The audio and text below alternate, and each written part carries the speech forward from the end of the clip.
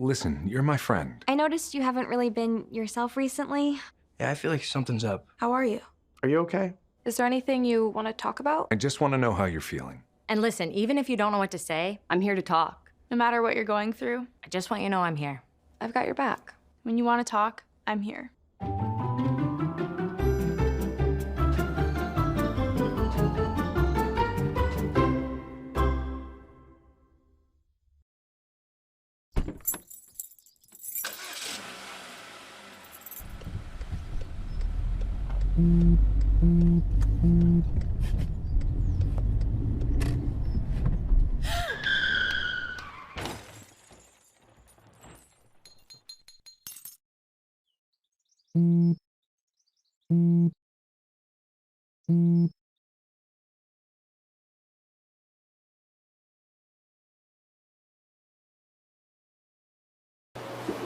Welcome to Let's Talk with Patricia, and I'm your host, Reverend Dr. Patricia Fickling, and our guest today is the awesome pastor, Reverend Dr. Jerry D, pastor of Beulah Missionary Baptist Church, located in Decatur, Georgia. Pastor Black has been with the Lord for a long time. Around the age of 12, he accepted his Savior. Around 8, he was playing the piano. He's been a minister of music at one of his home churches. He's also accepted his gospel to preach at age 21.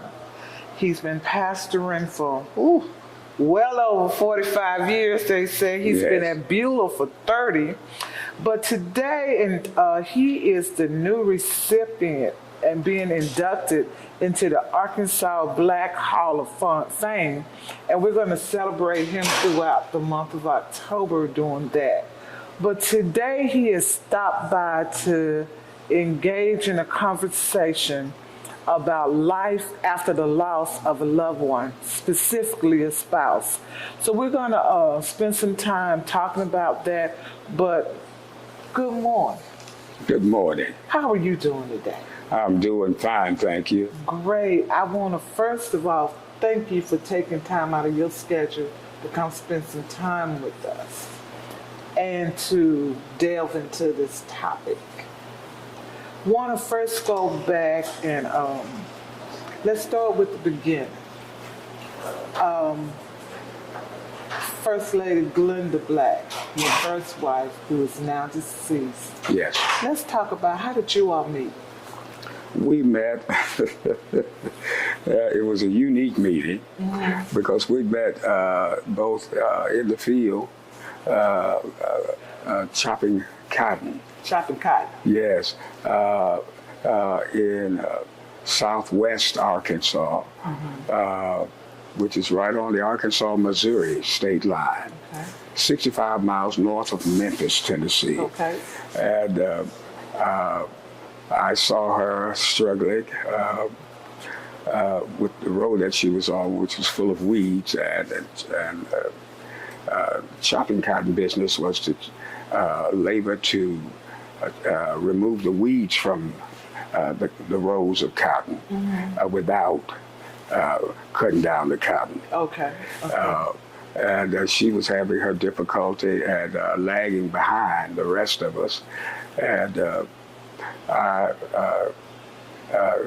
asked and inquired of my brother and cousins who she was, and they didn't know. And I said, well, I'm going to help her on her road. Okay, then. And that's how we initially met. And from that, the relationship continued to grow and blossom. Okay. Yes, indeed. Okay. At what point did you all decide to marry? We had decided to marry even during our time in high school. Okay. Yes. We realized that we weren't going to rush it. We were going to wait until I had been able to get my undergraduate degree. Okay. I received that on a Friday, and a week later we were married on Saturday. Okay. Okay, so so that means you and her met in high school? Yes, yes, Okay. it did. Yes. Working cotton. Working on the cotton Yes, row. it did. Yes, it All did. right then. Yes, okay. it did. So ladies, know that Boaz story is real now. When you out there working, brother will see you. All right now. So did you start pastoring? I started pastoring a lot sooner, a lot earlier than I had anticipated. When I answered the call to the ministry, I had just got married and had only a short time gotten my undergraduate degree. When I announced my call to the ministry and did my trial sermon, 6 months later, I was contacted by officers of the Greater Paradise Baptist Church to consider becoming the pastor of Greater Paradise, which was a church really newly formed and in its infancy, and had not been in existence long at all. And so I turned them down. I felt that they really needed someone who would bring to the table far more experience than at that time I had. And I felt that they could do themselves a far better service by calling someone else who had more experience in pastoring and so forth, and even preaching that I had at that time. Yes, but I give them an A+ for persistence. Yes, they would not give up. A few months later, they contacted me again. With the third call, my first wife said, maybe you shouldn't keep turning them down. She said, you give serious prayer to that. She said, you said no before you'd even talked to God. And I said, you're correct. And so when they called the third time, I had given much prayer to it. And I told them that I would like to come over and see where they were having service and so forth.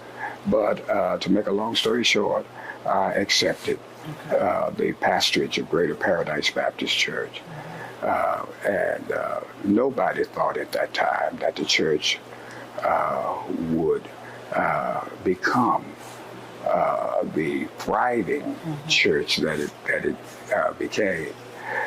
They grew at a rapid rate. We were leasing a church, the Emmanuel Baptist Church, that had been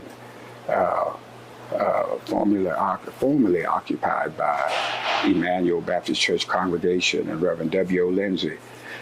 They had moved to another location, and so that church building was available, and that was then that we were able to lease that building, that church facility, and we met there until we outgrew it. And then we moved to another location that a white congregation had formerly been worshiping in. And we had room to continue to grow.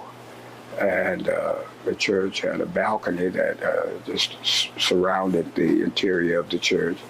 And we grew numerically, and we grew spiritually. And yes, and it was when I left Greater Paradise, the church had become the strongest Baptist church in the state of Arkansas. Yes, in numbers, in membership, and it was the church where the former President Bill Clinton would come over and worship with us. Awesome. he was a member of the Emmanuel Baptist Church, which was a white Southern Baptist church. And Hillary was United Methodist. Okay. But Bill was Baptist, and Emmanuel would get out far earlier than we would. And so he would come over many Sundays and sit up the balcony. Ushers would make room for him up there. He would sit there because he loved the church service and the high spirit and so forth. Yes. And he loved the singing of the choirs and so forth. And we even let him play his saxophone on occasion. Yes. And I thought I would actually go to heaven from Greater Paradise Baptist Church. Yes, indeed. Okay. Yes, indeed. But then came Beulah. Then came Beulah. So you and First Lady Glenda did a lot of growing in Arkansas. Yes. Before you moved to Atlanta. Yes. And then from there, we're going to move into, because when was Miss Black first diagnosed with cancer? She was diagnosed with cancer. I remember it was 4 years prior to her passing. Okay. And when she was diagnosed, we had no idea at that point that the cancer was at the stage 4 level.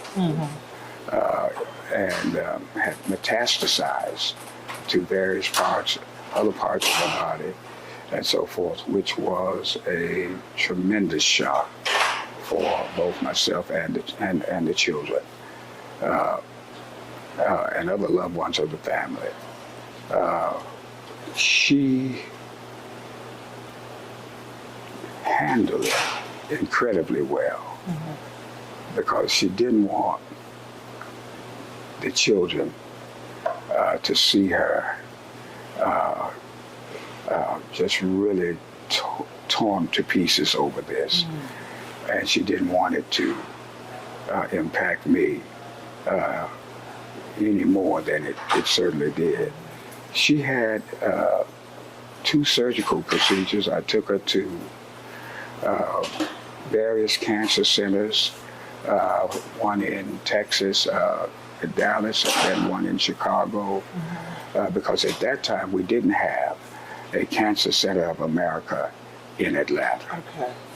And I took her to various places. All of them were in agreement that there was hardly anything that could be done because of the stage that the cancer was in.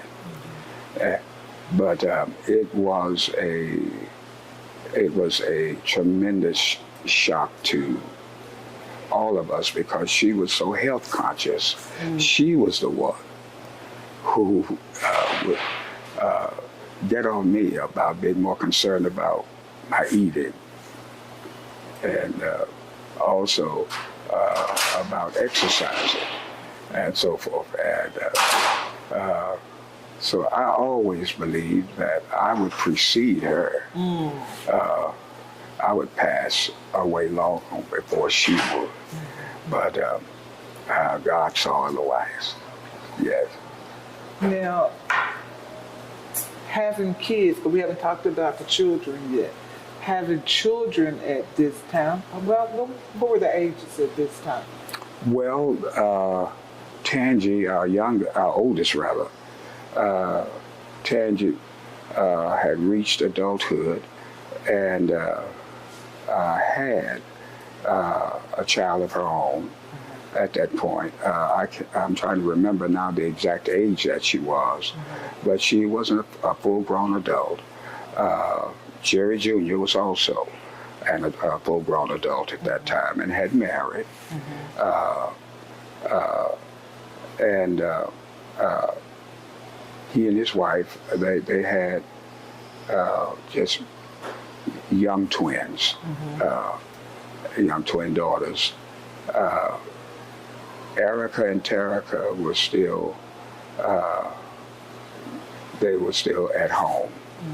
And it was a difficult thing for them because I went in and informed them that Mom is gone. I called Tangi and Jerry Jr. to inform them and make them aware of her passing. They took it extremely hard, as I did also. I had tried to prepare them, as she had, for the strong possibility of her passing. She came to church on numerous Sundays when she was still battling that disease,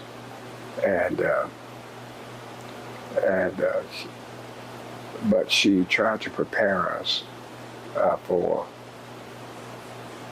that time that would come, that she knew was coming, and that we refused to accept. Okay. Yeah, we were actually we rejected that. We didn't receive it. We didn't embrace it. And we would tell her, especially myself, honey, God has the last say on this. And you could outlive all of us. I said, if it proves to be God's will. She said, that's the key, God's will. She said, but I stay in touch with her. She said, and it's inevitable. It's coming. She said, and I want you all to be ready to deal with it when it comes. Yeah. Yeah. And you weren't. So not being, even though that it's common, and not being prepared for it's common emotionally and mentally, what kind of processes did you all use?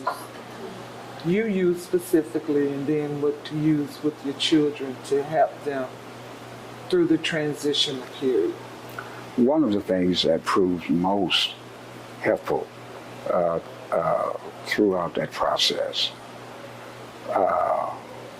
because grief resulting from the death of a very close, near, and dear loved one is very hard. It's very difficult to cope with. And even though you think you're prepared, when that time actually comes, you discover how unprepared you really are. The closer the friend or loved one is to you, the more difficult it is to deal with the grief piece of it. And one of the things that I did to help the kids was, let's don't focus on the fact that she has passed away. I said, because our love would have kept her here. In the midst of her suffering, we would have kept her here, just to have her here with us. Failing to take into account all of the trouble that she was going through physically. I said, and so God stepped in and did what we would have never done. I said, but we were taught in the really the model prayer that Jesus Christ gave his disciples, thy will be done in earth as it is in heaven. But the thing that really was most helpful to us in dealing with the grief was knowing that she was now in a far better place, knowing that she was now free from the physical suffering and the distress that she had experienced and had been experiencing, to know that she was now in a place of eternal joy, peace, rest. She was now with the Lord, and so forth. And that was very helpful, because even when there were times when we thought we pretty much made it out of that valley of grief, we would see a picture, or December 12th would come around, which 11th rather was her birthday, December 11th, and mine was December 12th. December 11th, boom, it would come down on us again. July 3rd, which was the day that she passed away, boom. We would think we were past it, it would come down on us again. And so we had to constantly remind ourselves that the Lord's will had been done. And she was now enjoying a level of peace, rest, joy that was beyond our ability to even imagine. And that one day, if our spiritual affairs were in order, we would see her again. Yes, indeed. And those were the things that helped us to make it through this grieving process, because it is a process. You don't get over it overnight. It takes, and anything that involves a process involves time.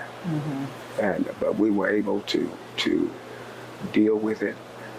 Even now, on her birthday, we go out to the cemetery to visit her grave, knowing that she's not there.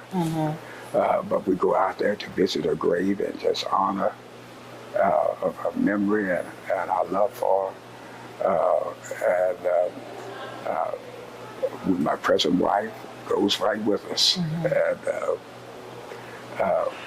on Mother's Day, I go out with the kids, and my present wife goes right with us.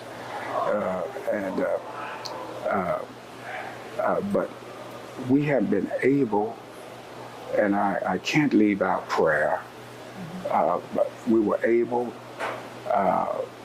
with the help of the Lord and communicating with the Lord, saying, I need your strength now, because this is a big one. We were able to make it through. Awesome. Yes. So you touched on denial. That's one of the stages. Did you go through the other four? Anger, bargaining, depression, and then finally acceptance? And when you say, are you referring to the late Mrs. Black? Yes, late. Okay. If she did. No, those, you personally. Okay. The stages of grief after the loss. Yes, yes. In all honesty, I confess that I did go through those stages. Yes, there were times when I was actually angry with God because I knew He had the power to have reversed the situation or to have prevented that situation from even occurring. He knew the magnitude of the love that we had for each other.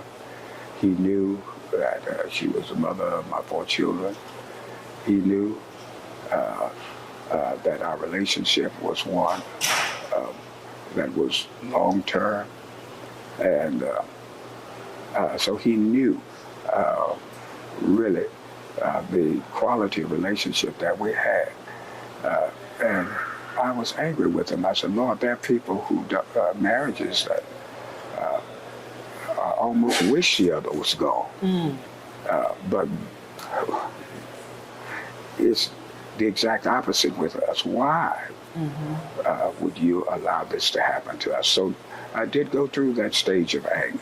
Okay. Yes, indeed. Even though I was a minister, a pastor, and had counseled so many others, but when death visits your address, your place of residence, it can become a different thing altogether. And so I went through that stage. I went through the stage of denial, refusing to believe that she was going to pass, that God was going to sweep in at any time and deliver her from it, which did not prove to be God's will. And so I went through those stages, and with the help of God, and certainly remembering what His Word says, to be absent from the body is for a child of God to be present with the Lord, and so forth.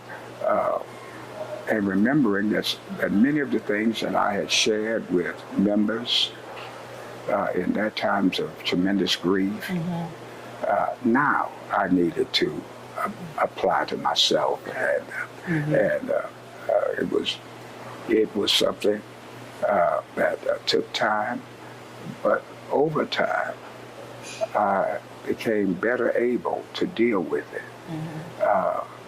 and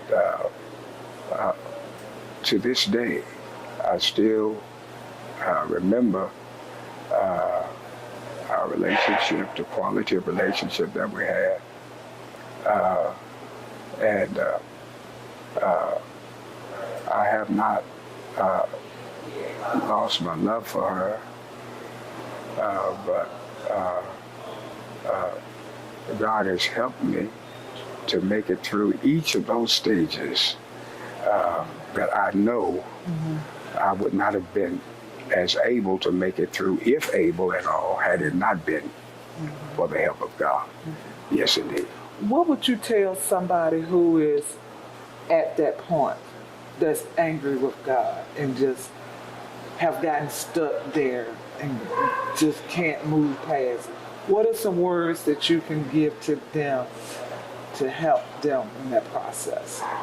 I would share with them that it is so important, it's imperative that we realize that God's will is always best. It's not always easy for us to accept His will, but His will, I've learned from personal experience, and I share with them, God's will is always best. And even though right now, at this phase and stage in our lives, we may be having difficulty accepting His will, but as the old hymn writers said, we'll understand it better by and by. And as time progresses, we look back in retrospect and we're better able to understand. It is a tremendous help to know that, Lord, I'm having difficulty embracing this, but I know that your will is best. Thy will be done. Amen. Amen. How did, while you were going through that process, how did that affect your ability to minister? Well, for a while, it did, because I had to devote time to just really coming to grips with Glenda's passing. And I needed some me time. Okay. And to rush right back into the work of the pastorage would have not been good. Okay. And I know that even the better now.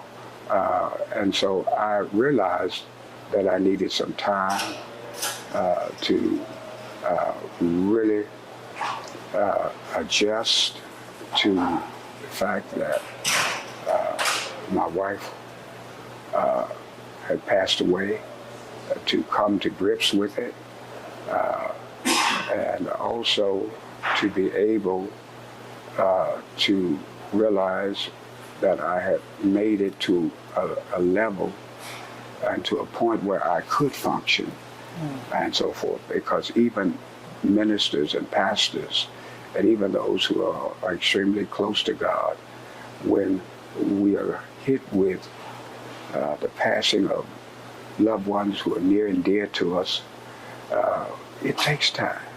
And so we need to give ourselves that time. Okay. Yes, to be better able to cope with it and come to grips with it and to function and so forth. And so I needed that time. And so I was led of God to take that time. Okay. Yeah. Great. Great. How did that going from a two-parent household to being a single father now? How did you work through that? It was difficult, and I must add, it was far from easy because I would even at times catch myself going in and saying, Glenda, going into the house, Glenda. And then it would down on me. She's gone. And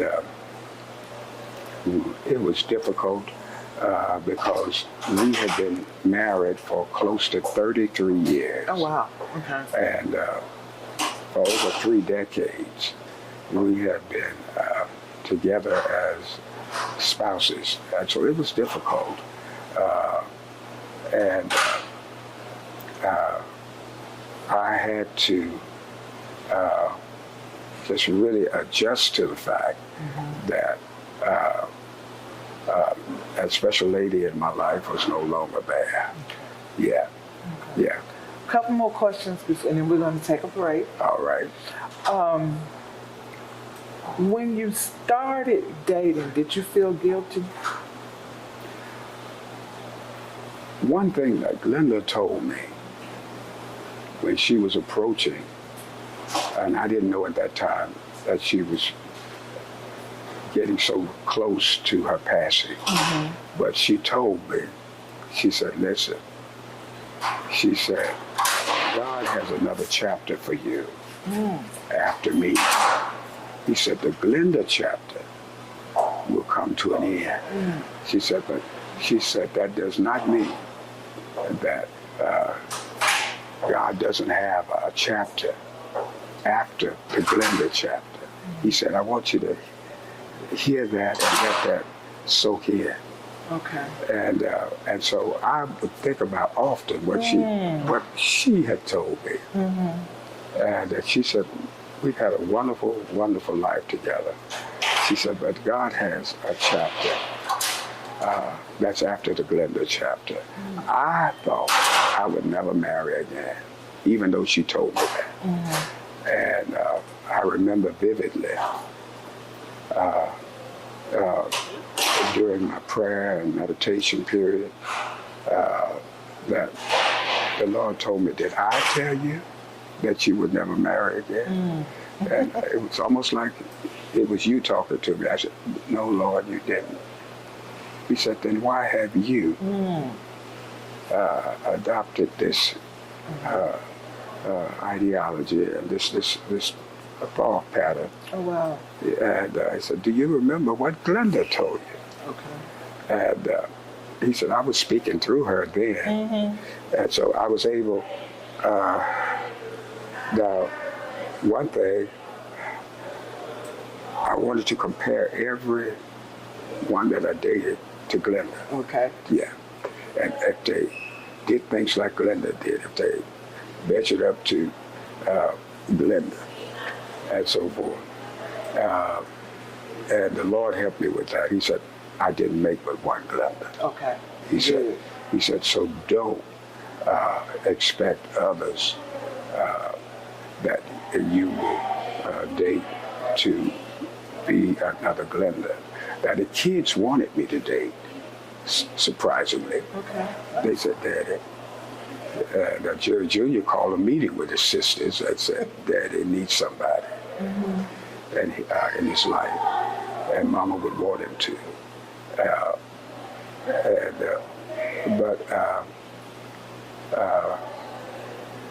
I accepted the fact that God didn't make but one Glenda. Okay. And that chapter was over. Okay.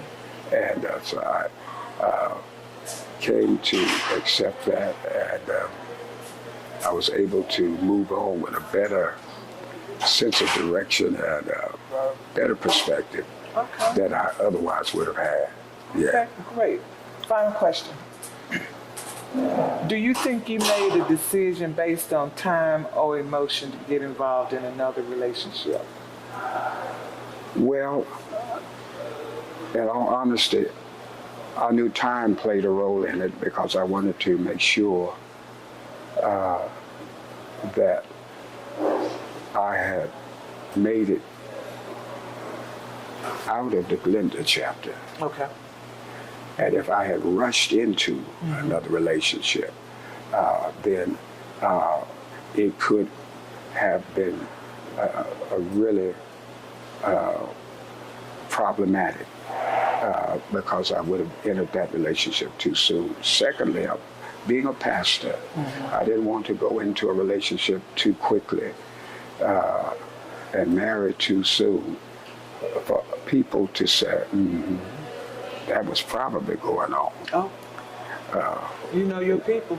Yes, that probably was going on while Glenda was still alive.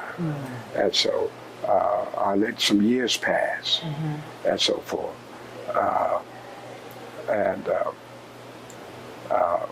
There's been a tradition in our family that none of us could get married until we brought our intended by my mother, my father, my grandmother, and I was the only one of my siblings who did that. I was the only one whose marriage remained strong and stable and lasted with Glenda and nod of approval. I concluded, well, I'm glad you gave the nod of approval because I'm going to go on and marry her anyway. But I valued their assessment. Okay. And Grandma was gone when the present Mrs. Black and I, when I had asked her to become my wife, Grandma, Mama Pearl was gone. Dad was gone. But my mother was still living. Okay, great. And Mom had heard about it. Now, how she got the news, I never know. And Mom got it. I think she would work for the FBI. I don't know. Mama, she could just get the news. And Mama said, I want to meet her. I said, okay, Mama. And so I talked to the President, Mrs. Black, and said, I want to take you to the great state of Arkansas so you can meet my mother. And Mama fell in love with her. Oh, wonderful. Yeah.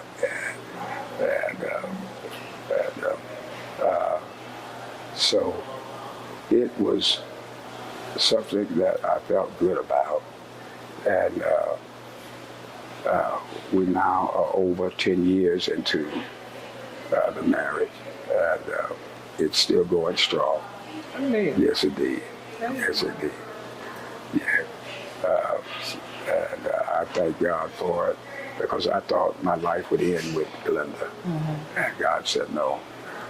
And Glenda had told me, that's another chapter. Yeah. Awesome. Well, all right, we're going to take a quick break, and then we'll be back. And when we come back, we're going to bring in First Lady Black to be part of this conversation. We'll be back shortly.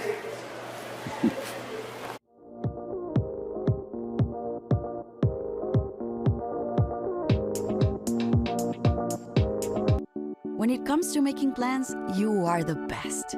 What about those barbecues you plan in detail for your family? Or your daughter's first costume party? It was out of this world. The same way you plan each detail for those moments, start planning to protect you and your loved ones from a natural disaster. Sign up for local weather and emergency alerts. Prepare an emergency kit and make a family communications plan. Protecting your family is the best plan you can make. Welcome back to Let's Talk with Patricia, and I'm your host, Reverend Dr. Patricia Fickling, and we've been talking with Pastor Jerry Black.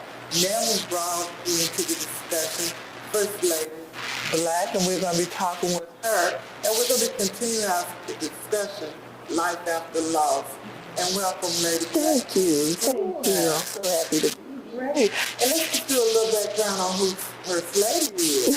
She has her own bio of who she is before her and Pastor got together. She's from Detroit, graduated magna cum laude, has a degree in business with a minor in communication. She had her professional life as a United States postal service, where she was one of 5 executive managers in that position, black female. Yes. Yeah, so she got some history. Y'all want to know about that post office? She told me about it. But one of her things that she's most proud of, that she talks about often, is her marriage to Reverend Black. Yes. And we're going to start with that right there. We're going to go in just a little bit. All right. I'm going to let you tell how y'all met. I know he already said how we met, right? No. Well, That's you. okay. Well, I moved here, like you said, with the Postal Service in 2008. And I visit many churches, and because everywhere I've gone and I moved a lot, I always made sure I had a church home and a covering. And I had a godmother here. Her name was Carrie. God bless her soul. Rest in peace. And she said, don't you join a church before you come to Beulah. I was like, oh gosh, because I was on my way to Word of Faith. I was going to join over at Bishop Honor. And she said, don't make a move. And I came to Beulah, and I came, I think, 3 times. And on the 3rd try, they got me. And I joined there, and I didn't become real active until about 2010. I joined in 9 because my job took a lot of time. And eventually, I started making friends, joined the choir, started doing different things. Well, first I did the women's choir, and then people were approaching me, oh, you need to be in the choir, you need to do this. But there was a stamp dedication that I needed to do for pastor's anniversary. And Christopher Hightower got in contact with me, and we were going to kick it off. But he said I needed to talk to pastor first before we did it. So I got in touch. I called the office, got in touch with pastor, and then we met then, and then I would see him here and there at church. And I called one day, and then about the stamp dedication, and I got a call back, and it wasn't about the stamp dedication. And that's how I got started. Yeah. Was there a difference between dating pastor as opposed to dating somebody who was not as popular as he is? Oh, absolutely.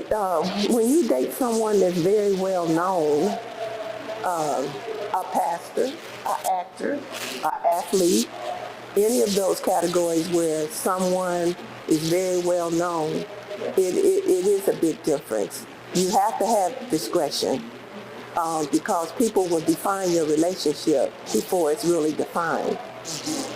Before you can even define it, they're already defining it if it's out in the open. So we had to have a lot of discretion on the things that we did, the places that we went to get to know each other. Actually, the best thing about it was Pastor and I talked on the phone for 6 months before there was any interaction at all, one-on-one.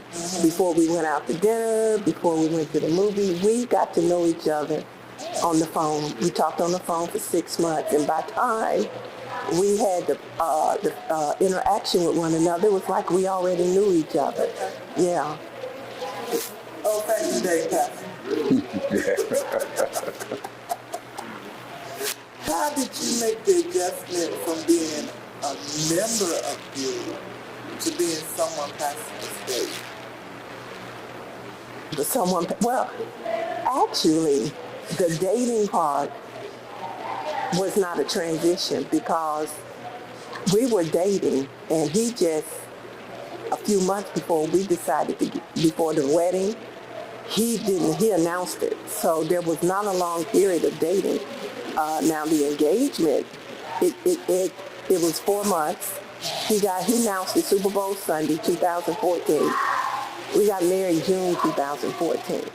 So we were in, the church knew about it during the engagement period, not the dating period. Now there was a transition of going from choir member, church member, to being engaged to pastor. I mean, the day he announced it, everything changed. I mean, everything just shifted. I mean, I came out the choir stand, I was just like imploded with people. And everyone was trying to explain to me what was going to take place next. But I knew what was going to take place next. It was like people wanted to give me a lot of advice in that 4-month period. And Pastor, in his wisdom, knew that our dating could not be out and open until we announced the engagement, because that would have taken place during the entire dating period. Okay. So you all were discreetly dating for this period of time before it was announced. Okay, great. So how did you manage that? I was always in the spotlight anyway because of my job. I was always, in my position, I was always critiqued. I was always scrutinized. And I was always in the spotlight. And so because of my role, because I was one of 5 African American females, so there was a lot of scrutiny going on. So I managed it because I knew I would be scrutinized. I knew I was going to be watched. I knew I was going to be Googled. I mean, the family even said they were Googled. But you know what? My family did the same thing. All right. Because they felt like I was special in my family. And people that I had friends with, I wasn't a pastor, but they knew I was a catch. And they didn't want anyone messing over me either. So they Googled him. They questioned him. So we both went through the same thing. We expected that. So I knew it was going to be a transition, but I tell everyone, just be yourself. Just be yourself. Don't try to change for anyone. Just do what God tells you to do and be yourself. Pastor, how did that affect your ministry once you announced the engagement?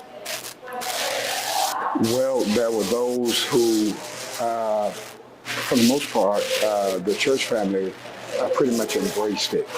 I think some of them had concluded that it would be someone else because they didn't know at that time the relationship that was existing between me and Kate. And so they had concluded that it would be another individual. And they pretty much thought that was going to be it. But that was not the way it proved to be and turned out. And so some were in shock and they had to get over. Did you know? The day what about the day he announced it? No, I didn't find out because at that time he had 2 services. Okay. And he never gave us the good news at 7:30. The late service. So y'all heard about it through the committee, the street committee. I heard about it later at a Super Bowl party. Okay. As a matter of fact, I was attacked for not letting somebody know. I'm like, I can't tell you something I don't know. So we did What are good. you talking about? So I was like, oh, for real? Well, bring me up. I was like, well, good for Pastor. You need what? Awesome. And I think that was the sentiment of many, that he had been married for 32 years, and he was a husband. He was a person that needed to be in a relationship, but it needed to be the right person. And I think everyone wanted him to be happy and that he needed a wife, but who was it going to be? And they just did not want anyone marrying their pastor. Exactly. Yeah. Mm-hmm. Yes. Mm-hmm.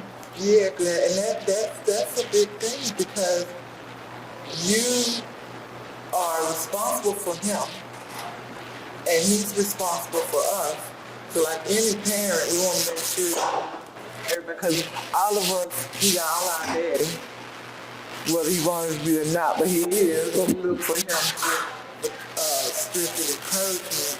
And wanted to see him move through that whole transition of it, that there was life after. And that's what we're talking about. Finding life after life. Life doesn't. Yes. And finding that right person to help you make that connection in that one that's caring and loving. How was it coming into a full family? Oh, that's a good one. Well, you may know, I didn't have any biological children. And How was it moving into a full family? that's that. Whenever someone asks that question, I smile because many of you know, and those that don't know, I didn't have any biological children. The timing and plus for physical reasons, I didn't have any. And I always wanted children. And it was you call a transition, but the way I handled it is like I handled everything else. I'm going to be myself. I was not trying to replace anyone. I was not trying to be a substitute for anyone. I was marrying Reverend Jerry Black, the man and the pastor, and he happened to have 4 grown children. And eventually I knew things was going to work out. I mean, they were very nice. I mean, everybody was they were receptive, but I knew I didn't want them to think I was trying to replace their mother. And that was going to be a key when you do blended families, whether one person has kids or both of them. You cannot go in with thinking that it's going to be easy, first of all. And you have to put each other in a comfort level where you know I'm not trying to take your mother's place. I'm not trying to take your husband's place. I'm not trying to take your sister's place. This is just where we are at this moment in time. They called me Kate. Then they called me Mama Kate. And again, I remember Sister Lampkin saying, when they get to know you, eventually they all gonna be calling you Mom. I don't know when that transition happened, but it's Mom now. It's Mama, Mom. And they call me, and he's like, well, they don't call me. What's the problem here? I said, well, that's what we prayed for. We prayed that eventually we would become a family where there was not a Kate and a Jerry and that's my daughter. When someone asks me about the children, they are my children. Those are my daughters, and that is my son. And that's how we feel. That's just how it is. But it wasn't at first, Reverend. And like I said, I was thinking over there, when did that happen? I think it was Jay first, and then the girls, of course, they were slower. But now they're all over it. Mama this, mama that, ma, whatever. And it's just a wonderful feeling because I never thought I would be in that role. And my sisters and my family tell me I wear it well because the grandbabies, I'm basically the only biological grandmother that they know. And so when I started with them when they were little, 2, 3, 4 years old. And so they know their biological grandmother. They know Grandma Glenda. They know her because the children will never, and I don't want them to do that, not tell them about their grandmother. And they know their grandmother for themselves. But they know me as Nana and Grandma. And it's just a wonderful relationship. And it's a fulfilling relationship too. Yes. Now, Pastor Black, how did you help in that transition? What kind of conversations did you have? Because it seems like Jerry Jr. is always on board with you transitioning and being someone else. And how did that help with bringing the girls on, with him coming on board and guiding, like, okay, Dad's ready, let him have it, having those kind of conversations? Well, first of all, I talked before I talked with the girls about, I talked to Mrs. Black, and I told her, I said, the girls are going to be slower embracing you. I said, I want to prepare you for that. I said, I know them. I said that they're going to be slower. I said, eventually you'll see that they're going to come around. I said, but the girls are not going to be as quick to embrace you as Jerry Jr. And I talked to the girls and told them, and I said, this wife, this lady who will soon be my wife, is not coming on board with any wrong intentions. I said, she wants to love you as her own children. She doesn't have any children of her own. I always have wanted them, but she's never had them. Been blessed to have them. I said, I said she would love it to embrace you all as her children. I said, if you all will let her, and if you all will be receptive to that, and so forth. And so talking with them back and forth, and her putting forth special efforts, preparing meals and doing things with the grandkids and so forth, they gradually started to see that she had not come on board with any wrong motives or any ill intentions or anything, and had not come on board to replace Glenda. She goes, as I stated earlier, even to the cemetery to visit Glenda's grave and so forth, and to make sure that things are right there. And so they came to see that, and it was a gradual process with the girls, but it was one that proved to be one that worked out beautifully. And so now, as she stated, they call her, and I said, who was that, honey? And she said, that was Erica. I said, Erica? I said, and she didn't ask to speak to me? and she said, no. She said, well, really she needed to talk and get a female perspective, and she wanted to talk to somebody who would give her the right perspective and so forth, which was not you. Do you feel, Pastor, do you feel that that's an important part for the person who has lost a loved one to have that kind of conversation when there are children before they bring in a person who they're looking to bring into the family permanently? It is extremely important because when you're dealing with what we sometimes refer to as blended families, that can be more of a challenge in and of itself.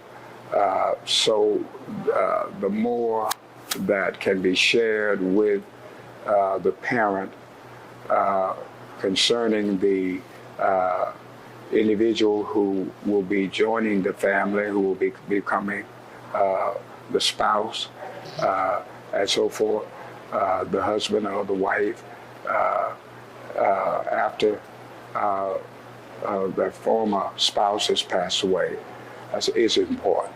It helps to really prep and prepare them, and to help them really to see things from a right perspective.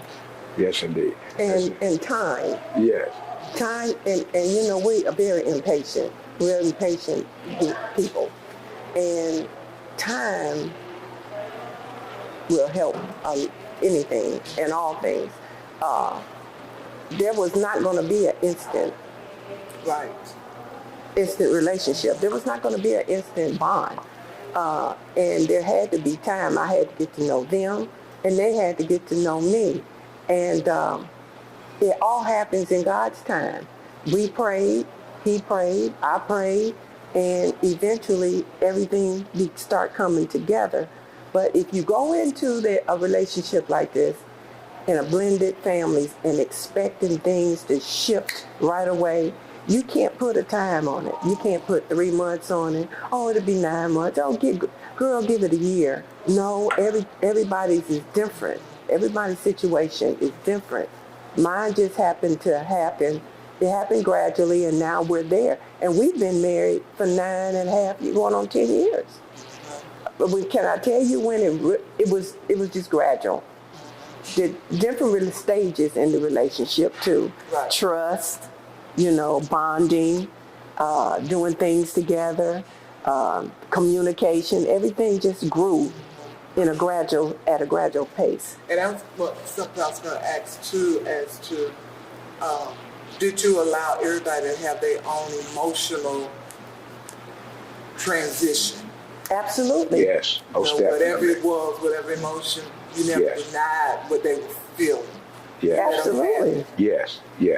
If there was days that they didn't want to be bothered with me, there was days they didn't want to be bothered. And that's how it was, And then it was days that I might not wanted to be bothered, and I wasn't bothered. You had to go through, you just had to learn one another. And we're in a microwave area right now. Everything has to be instant. Mm-hmm. And if you don't have patience, it's not going to work out, because you got to wait on God, and you have to wait for everyone to get to a certain point. Right. Did you feel you had a supportive system? This is your supportive system in the transition from pastor to being seen as wife, mother, grandmother in one I do? Did I have a supportive system from him? No, in getting with pastor. Because you went from Kate, single, no children, living her best life, to first lady, mother, grandmother, church mother, and all you said was I do. Did I have a supportive system? Absolutely. Because prior to Pastor and I dating, prior to us getting married, there were friends outside and family outside of Beulah, and there was individuals inside of Beulah that you wouldn't even know, because they were just that discreet, and they were so supportive. They would pray for me. They knew what was getting ready to happen. After he made the announcement, you had a lot of other people coming on board, but just like the relationship with the children, everything has to be gradual. You have to build that trust level.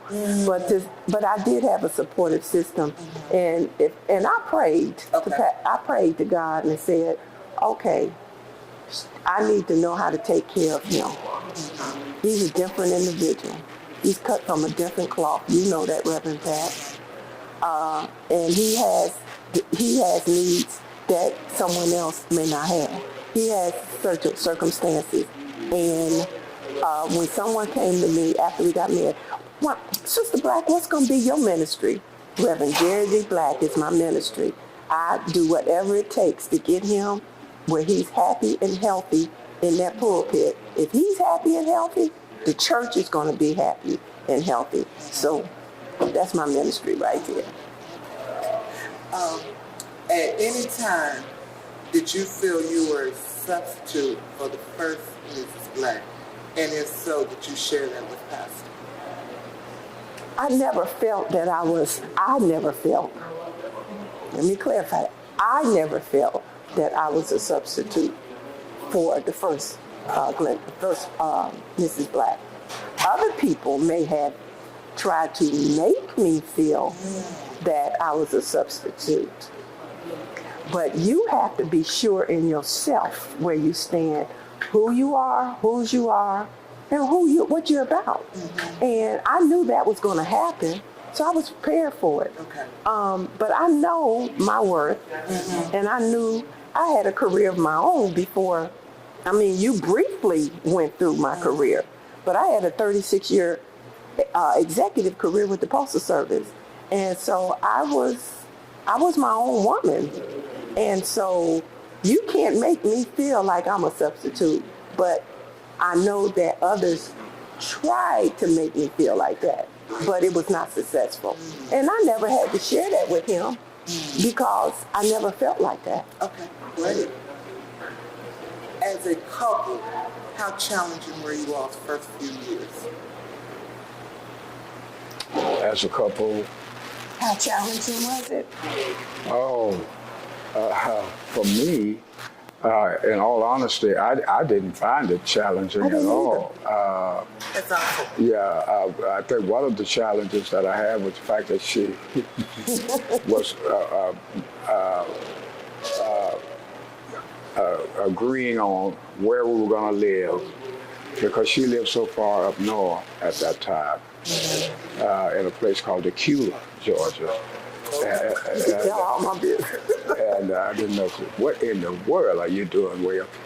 And so we had to come to a happy medium when it came to where we would live, and so forth. And I wanted to live closer to the church. And absolutely, that's what we should be. Yeah. Should be. And so we both agreed on a home in Lithonia, and that's where we moved, and that's where we're presently living still. 6 months after we were married, we moved into that house, and mine went up. The former resident went up for sale because we had to create our own home. Right. Yes. And we had to create our own home. And he's a man's man. He's a preacher's preacher. He's a man's man. And he was not going to be living in a house that I bought 7, 8 years ago. Wasn't going to happen. Just wasn't going to happen. Okay. Some people are comfortable with it, but I knew that was not going to work. And I knew we was going to have to eventually move. And I know we had to be closer to the church. He's the one that is doing most now. You know, when I was working, I lived in Beulah because my office was in Lawrenceville. So, but I wasn't working there. I was retired. So I go where he go. If you go to Timbuktu, I go where he go. Right. Okay. All right. Start dating someone you actually don't know that they have children and so forth. You're in that stage where you're getting to know, you may have someone that takes care of their mother, that their mother lived with them. Before it gets too far, you need to make up in your mind, do you want to go there? Do you want to take it long term? Because I knew at the beginning, we had 4 children, okay? And so, and I knew I was going to be in a blended family. So you pretty much know before it gets there what you're walking into. So you need to pray about it. You need to resolve in yourself that this is what I'm going to be working with. And if you do decide that you're going to get engaged, you need to have that counseling, because you need to talk through the do's and don'ts and what's going to be and what's not going to be. When a woman is dating a man that has, when you're going into a blended family, it is important that you have a man that will set the tone. Once he set the tone was set. But if you have someone and you keep going on and on about different issues and he's not setting the house in order from the beginning, when Pastor and I got engaged, he set the house in order. He got up and he set that house in order at Beulah. When we got engaged before the children, he talked to the children, this is going to be my wife. Now, if you don't have someone that's going to do that, you're going to have issues. You're going to get married, and then the issues are going to continue to arise. So you got to have the head of the household set the tone for the head of the household. If you're going to, you need to take your time. Growth is gradual. You don't go from a bottle to meat overnight. Right. And so if they have children, you can't expect them to embrace you overnight. And when you marry him, and when I married Reverend Black, I married his children. All the good things, all the bad things. When he married me, I got family members too that they have crazy. So, you take on all of that, and you all discuss it. But when it comes to the children, you're taking their children on, and you have to be patient with their personalities because they're going through a transition of losing a parent. And then they feel like someone's trying to come in and take their place, and you're not giving it time, you're going to have issues. So time is a key. If I had to say anything, time is a key, and we all know knowledge is power. So know what you're getting into before you get into it. Yes. Pastor Black, we're going to finish out with you. Share your heart with people who have lost a spouse and unsure about moving forward. It's so important to realize that life goes on. You come to that with too. Yes. And that God very well has another chapter, another phase of life for you that goes beyond the passing of that loved one. And so your life shouldn't stop just because that loved one's life has ended, at least has ended on this side of the river. And of course, it's important that you stay before God in prayer to seek his guidance, but also to know, Lord, what is it that you would have me to do now that I've come to this age, phase, and stage in my life? Is there anything beyond this that you have for me? Because I want to be in accordance with your will. And so many people sometimes fail to take into consideration those important aspects. And so they never move on. They remain in that rut, so to speak. And the grieving process seemingly never comes to an end. Wow. And of course, it's so important that we recognize the fact that God has life for us, even after the passing of a dear loved one. And of course, that life that he has for us can be a blessed life, it can be a wonderful life, it can be a complete life. But when we fail to take all of that into account and to move further, we can miss so much of life that God still has in store for us. Thank you, Pastor Black. Thank you, First Lady. God bless you. Thank you. Thank you, thank you, thank you. I want to thank you, our listening audience. Do you remember our first group photo? This is it. Smiles all around, even though we were all nervous. Who could have imagined that our first weekend together would soon turn into a lifetime of memories? You're an amazing young man. Your brothers and sisters really look up to you. They're a big brother.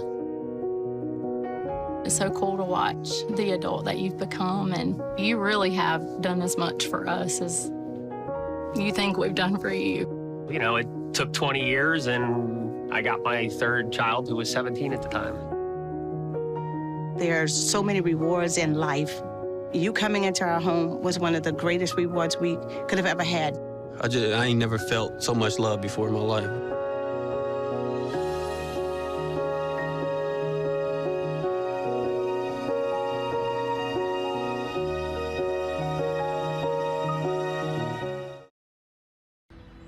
During high school, I hung with the wrong crowd and I never graduated.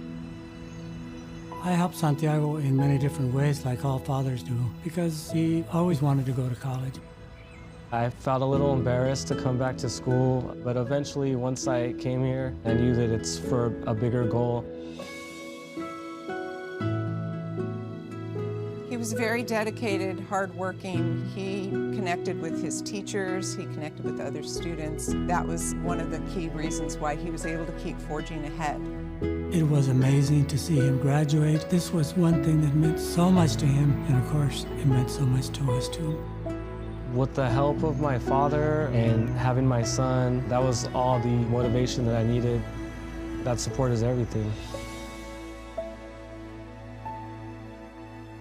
Find free adult education classes near you at finishyourdiploma.org.